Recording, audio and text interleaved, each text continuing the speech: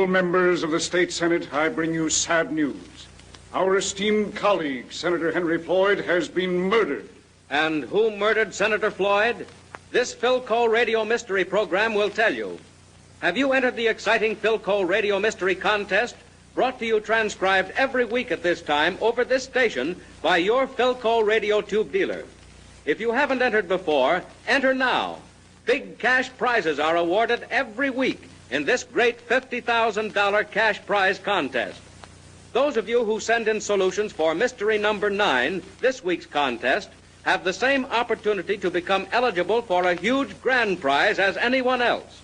So get your Philco Radio Mystery Book number 3 and official entry blanks from your Philco Radio Tube dealer. Free, nothing to buy. Maybe you haven't been able to get your book and blanks from your Philco Radio Tube dealer. His supply may be exhausted. If so, drop a postcard to Philco, care of this station, giving your dealer's name and address, and yours will be sent you free. At the close of this program, the winners of the major cash prizes in a previous week's contest will be announced. Listen for them. You may hear your name. Now, Philco, the famous girl detective, is going to find out who caused the death of a senator. Is your mystery book number 3 open to pages 4 and 5? Pay careful attention. Another Philco mystery is on the air. Our drama takes place in the compartment car of a crack train from the state capital. It is midnight, and Philco and Tom Taylor have boarded the train at a small junction. The conductor has assigned Phil to compartment B and Tom to compartment F. As the scene opens, we find Phil, Tom, and the porter just arriving at the door of Phil's compartment. Here's compartment B, miss. I'll open the door and switch the light on. Thank you, porter. Now I'll just set the bags inside and... Lord's sake, look here. Good heavens. What is it, Phil? Come in, Tom. Look. Why, he's dead. Lordy, lordy. That's Senator Floyd. He done shot himself. Yep. Right through the head. Did Senator Floyd have a compartment in this car? Yes, ma'am. He was right next door in room A with another gentleman. Porter, go get the conductor. Yes, ma'am. Well, Phil, here's tomorrow's front page. I should say it is. Oh, wait. Don't touch anything. I want to get the picture in my mind. Pistol in right hand. Bullet entered left temple. Blue serge suit. Patent leather shoes. Tom, look at the soles of these shoes. Funny, they look as though they've never been walked in. There isn't the slightest scratch on the soles. And no creases across the toes. Oh, and the shoes don't fit him either. They're much too big. Oh, conductor, the porter has told you? Yes, miss. For the present, we'll go to Mr. Taylor's compartment. Porter, please get that gentleman who is sharing Senator Floyd's compartment. Bring him up to compartment F. Yes, ma'am. Let's go, please. Conductor, my name is Phyllis Cole. I'm a detective. And in the absence of the police, I think I'd better take charge here. That's right, miss. As we walk forward, will you please tell me who's occupying these compartments? Well, the senator was in compartment A back there. Mr. Pearson, the senator's secretary, shared compartment A with the senator. I see. B, of course, was to be your room. The body's there now. Yes. Here's C. A man named Arnold is in there. Here in room D is ex-Senator Sinclair. In E, there's a Mr. Charles James. Is that Boss James? Yes, sir. He's the big political boss. Rides on this train a lot. Mm-hmm. Here's room F. This is yours, Mr. Taylor. Let's go in, please. Yes, ma'am. If I can be of any help, just send for me. Thanks. Tom, this Mr. James, the political boss, wasn't he ex-Senator Sinclair's campaign manager? Sure. Apparently he didn't manage so well this time. Senator Floyd defeated Sinclair easily. Sinclair's first defeat in 12 years. Yes, Excuse me, miss. Here's Mr. Pearson. Thanks, Porter. We'll ring for you in a moment. Close the door, please. Yes, ma'am. Mr. Pearson, I'm sorry to disturb your sleep, but there's been That's all right, Miss Cole. I know who you are, of course. Mr. Pearson, have you seen Senator Floyd? Well, not since I turned in. I suppose he's back in the club car. No, he is not. We've just discovered his dead body. He was shot through the head. Shot through the... But that's impossible. Why? The gun was in his hand. But I can't believe it. Well, why should he have done that? Was the senator greatly worried about anything? Well, he had plenty of worries. He was determined to clean the state up, you know. That was his platform during the election. Yes, I know. The fellows he was especially gunning for were the racketeers. Did he always carry a gun? The senator never even owned a gun. Are you certain of that? Absolutely. Well, I thought he should be armed, but he wouldn't hear of it. Hated guns. How long have you been employed by Senator Floyd? Several months before his nomination. For whom did you work before that? Boss James. What? But James was ex-Senator Sinclair's backer. You changed camps with a vengeance, didn't you? Well, Miss Cole, with me, one candidate's the same as another. It all depends upon what salary is paid. Floyd offered me the job, a good job, and I took it. I suppose you know that ex-Senator Sinclair and Boss James are on this train. Yes. Did you and Senator Floyd speak to Sinclair and James? Well, yes, but they didn't speak back. They're all cut up over losing the election. Tom, will you ring for the porter, please? Right. Mr. Pearson, had Senator Floyd bought any new patent leather shoes lately? Well, no, he didn't even have time to buy a toothbrush. To my knowledge, he never owned a pair of patent leather shoes. Oh. Just one more question. When did you last see Senator Floyd? Oh, about 10 o'clock. Train left the Capitol at 6, and we had some work to do, so we stayed in the compartment. At 10, I went to bed, but the senator decided to go back to the club car for a smoke. The next thing I knew, the porter was shaking me, and, well, I came right up here to you. Come in. You rung for me, ma'am? Yes, just a minute, porter. Thank you very much, Mr. Pearson. We'll send for you if we want you again tonight. Well, thank you, Miss Cole. I certainly hope you get to the bottom of this. Good night. Good night. I'm going to break in here for a moment before Phyl starts questioning the porter. People will be hearing this program over 240 radio stations in every state in the Union.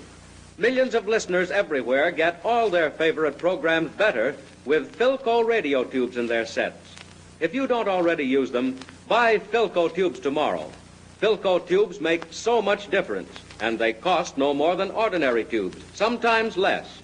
Now let's hear what Phyl is going to ask the porter.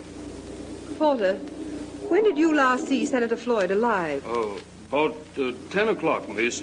He rung to ask which way the club car was and then went on back there. Did Mr. Pearson go to bed then? I reckon he did. He was getting undressed while I was making up the berths. Do you know Boss James and ex-Senator Sinclair? Yas'm, they in E and D. Were they in their compartments all evening? No, ma'am. They was in the club car all the time. They come back to their rooms about 11. I see. Do you know this Mr. Arnold who's in room C? No, ma'am. Ain't never seen him before. I think he was in his room all the time since dinner. Yes? He rung for me and asked me to get his blue suit out of his big bag and press the pants. I opened the bag and near jumped a foot. Why? Well, laying on the top of the clothes was a shooting pistol. Did it look like the pistol we found in the dead man's hand? I don't know. I couldn't do no more than just flick my eyes at that dead man. I see. What kind of a man is Mr. Arnold? Well, he's kind of big and tough, but he's okay. He give me 4 bits to clean his shiny shoes. Shiny shoes? Do you mean patent leather? Yeah, some patent leather. He must like them kind of shoes a whole lot, 'cause he had 2 new pairs in his suitcase, the same kind. I see.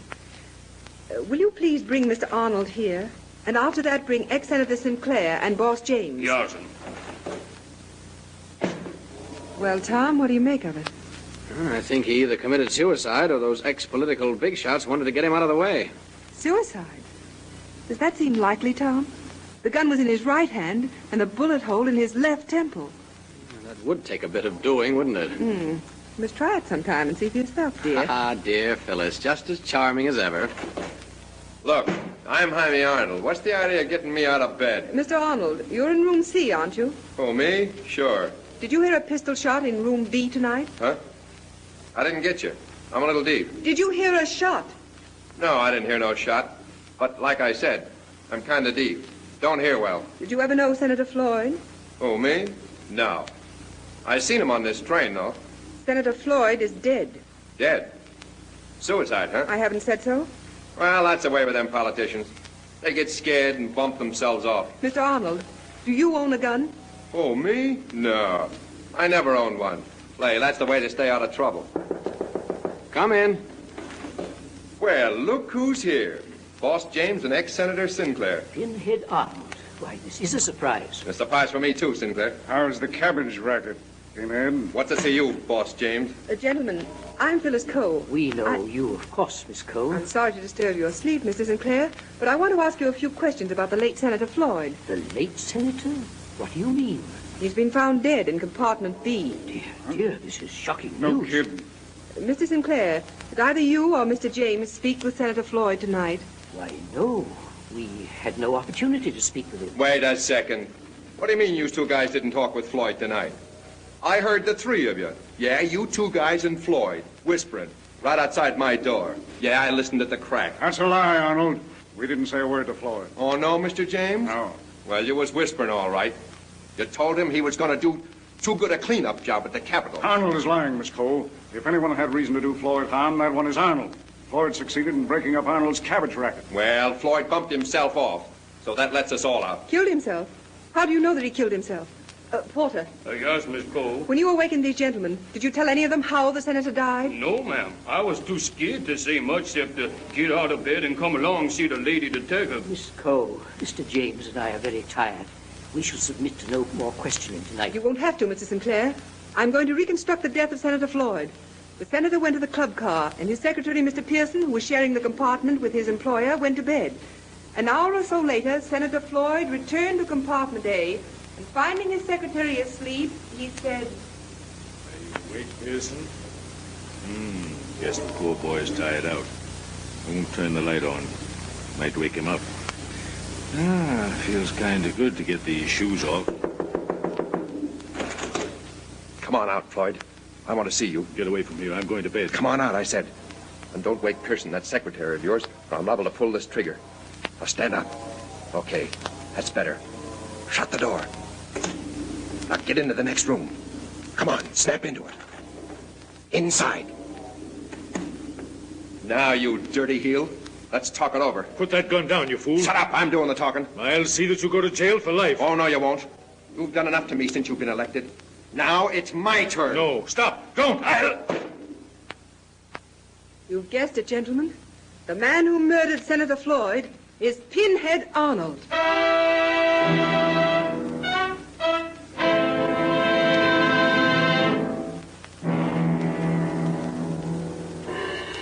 All you need is good common sense to point out two reasons why Phil suspected Jaime Arnold. You heard all that happened. You know everything Phil knew. Write your solution on the official entry blank you received with free Philco Mystery Book number 3. If you haven't yours yet, get it right away from your Philco radio tube dealer. Perhaps you haven't been able to get your book and blanks from your Philco radio tube dealer. His supply may be exhausted. If so, drop a postcard to Philco, care of this station, giving your dealer's name and address, and yours will be sent you free. Next week at this time over this station, another Philco Radio Mystery brought to you by your Philco Radio Tube dealer. Another chance for you to share in the tremendous rewards given in this $50,000 cash prize contest.